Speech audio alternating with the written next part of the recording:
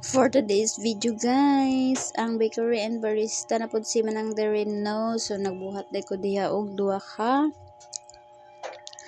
strawberry matcha no. So nagbutang ko dan og glass kay dine in man. So iglas ng dine in no. Then after ana nagbutang ko og sweetener.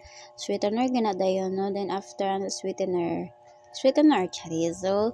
Nag-adayon ko diha og strawberry milk no. So mauna ang non-coffee no, matcha na siya.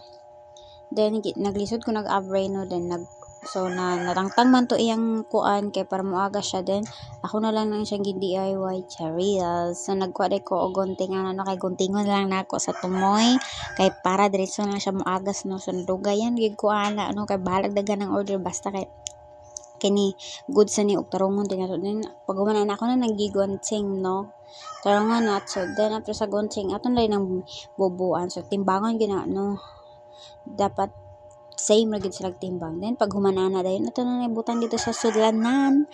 Then ato din ang imikos na nainsan. Tarong na tag mikos ka na ma-mix tanan no kay matcha ra ba ni kay organic matcha ra pag ni ang nadala sa mo ang powder no, no sugar matcha as in matcha gid siya. Then after ana pag na mikos nagkuha day kog ice di ano, ang ice diha kana ala sa ilalom. Then after ana ibot nga nako og ice ang glass. Then ang isa na po dayon. So mao na gyud ang buhaton sa mga barista life no. Busy kayo ang life bisag buntagon.